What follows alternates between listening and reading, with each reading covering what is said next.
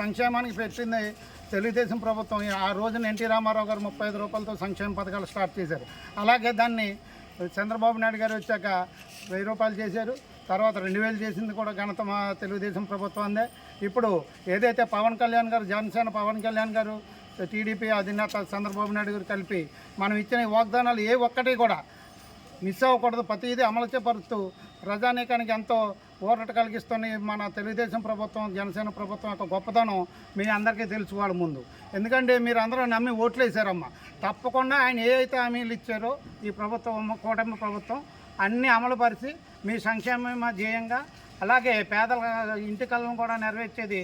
ఒకప్పుడు భీమవరం పట్టణంలో 9500 ఇళ్ళు శాంక్షన్ చేసి కట్టించి ఇచ్చిన ఇల్లుని అదే దుర్మార్గం ప్రభుత్వమైన అవన్నీ పాడుపెట్టేసి కరోనా పేషెంట్లకి ఇచ్చి అది ఇచ్చి నాశనం చేసేది. తీరా ఎలక్షన్స్ ముందు ఏదో 2000 మందికి ఇచ్చి చేతులు దులుపుకున్నారు. ఇప్పుడు కూడా మన ప్రభుత్వం వచ్చింది.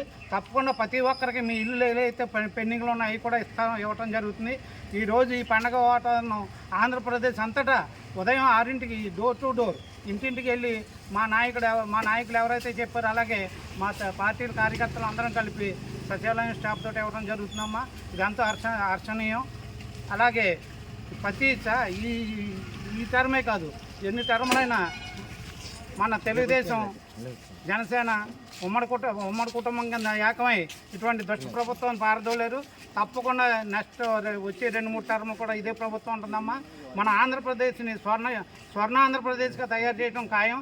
మీ అందరూ ఇవన్నీ మనసులో ఉంచిన ఎప్పుడైనా సరే చంద్రబాబు నాయుడు గారు, జనసేన ఆధ్వర్యంలో జరిగే ప్రభుత్వాన్ని మనం తెచ్చుకుందాం. ఇటువంటి నెరవేర్చిన ప్రభుత్వాన్ని ఒకసారి జై హింద్, జై తెలుగుదేశం కరదాల ధ్వనులతో మీరు జై చంద్రబాబు నాయుడు గారు, జై జనసేన పవన్ కళ్యాణ్ గారు, జై బీజేపీ.